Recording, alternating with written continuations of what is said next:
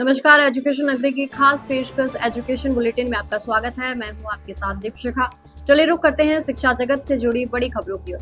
53,750 पदों पर आयोजित हुई चतुर्थ श्रेणी कर्मचारी भर्ती के अभ्यर्थियों का इंतजार खत्म हो गया है। राजस्थान कर्मचारी चयन बोर्ड की ओर से करीब 48,000 पदों का परिणाम का अनुमोदन कर दिया गया है। हालांकि बोर्ड की ओर से करीब 5,500 पदों का परिणाम होल्ड किया गया है। बोर्ड की मीटिंग में परिणाम को हरी झंडी मिली है। ऐसे में 4 जुलाई को आयोजित होने वाले रोजगार मेले में इन 48,000 पदों को शामिल होने का रास्ता साफ हो गया है। पहले कयास लगाए जा रहे थे कि भर्ती में करीब 25 से 30,000 पदों पर परिणाम जारी किया जाएगा, लेकिन बोर्ड को 48,000 पदों पर क्लियर रिपोर्ट मिलने के चलते इन 48,000 पदों पर एक साथ परिणाम का अनुमोदन किया गया है। इससे पहले सुबह ही बोर्ड की ओर से चतुर्थ श्रेणी कर्मचारी भर्ती का रिवाइज परिणाम भी जारी किया गया था। हालांकि इस रिवाइज परिणाम को लेकर अभ्यर्थियों में काफी असमंजस की स्थिति है, क्योंकि कई अभ्यर्थियों की रैंक में सीधा लाखों का बदलाव देखने को मिला है।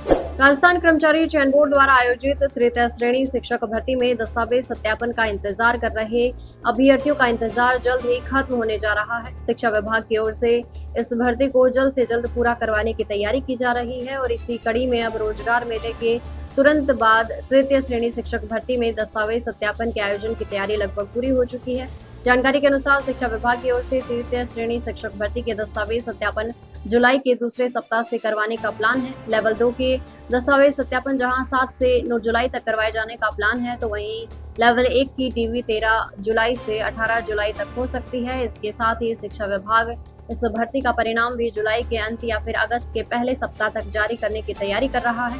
हालांकि शिक्षा विभाग द्वारा जारी आधिकारिक कार्यक्रम के बाद ही पूरी स्थिति साफ हो पाएगी। ऐसे में युवाओं को उम्मीद जगी है कि जल्द ही तृतीय श्रेणी शिक्षक भर्ती के अभ्यर्थियों का इंतजार खत्म होगा। तो राजस्थान लोक सेवा आयोग की ओर से 12 से 18 जुलाई तक आयोजित होने वाली वरिष्ठ अध्यापक भर्ती परीक्षा पद वृद्धि के बाद विवादों में घिर गई है। पहले 6,500 पदों पर आयोजित होने वाली इस भर्ती में हाल ही में 62% पद बढ़ाकर कुल संख्या 10,537 कर दी गई है। इसके बाद अभ्यर्थी भर्ती में दोबारा आवेदन का अवसर देने की मांग कर रहे हैं। अभ्यर्थियों का कहना है कि राज्य सरकार ने 21 जुलाई 2025 को जारी अधिसूचना के माध्यम से भर्ती में 100% तक पद बढ़ाने की अनुमति दी थी। इससे पहले अधिकतम 50% पद वृद्धि का ही प्रावधान था। पुराने नियम के अनुसार यदि किसी भर्ती में 50% से अधिक पद बढ़ाए जाते हैं तो नए पात्र अभ्यर्थियों को आवेदन का अवसर दिया जाता है। विवाद की मुख्य वजह यह है कि वरिष्ठ अध्यापक भर्ती की विज्ञप्ति 17 जुलाई 2025 को जारी हुई थी, जबकि सरकार की नई अधिसूचना 21 जुलाई 2025 को आई। ऐसे में अभ्यर्थियों का आरोप है कि सरकार अपने ही नियमों की अनदेखी कर रही है और पदों में 62% वृद्धि के बावजूद दोबारा आवेदन का मौका नहीं दिया जा रहा। राजस्थान कर्मचारी चयन बोर्ड की ओर से आयोजित वनपाल सीधी भर्ती परीक्षा 2026 में इस बार 90,000 अभ्यर्थियों ने परीक्षा छोड़ दी। भर्ती के लिए कुल 3,70,406 अभ्यर्थियों ने आवेदन किया था, जिसमें से 2,79,537 अभ्यर्थी ही परीक्षा देने पहुंचे, जबकि 90,819 अभ्यर्थी अनुपस्थित रहे।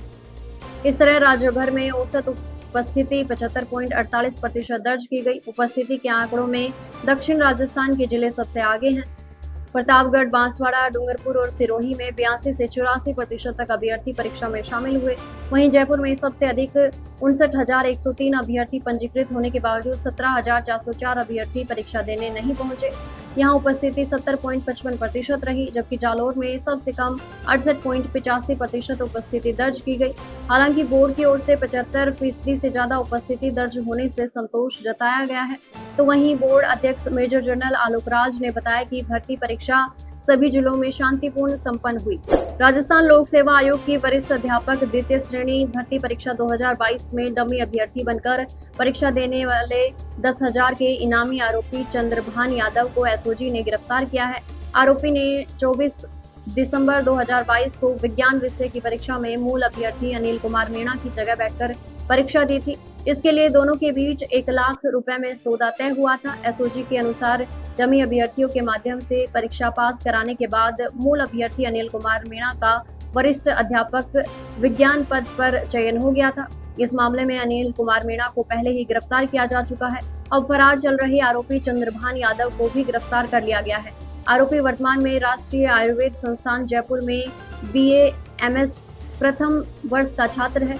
मामले में एसओजी की ओर से आगे की जांच जारी है। तो ये थी शिक्षा जगत से जुड़ी बड़ी खबरें। कल फिर आपके साथ रूबरू होंगे, तब तक के लिए नमस्कार।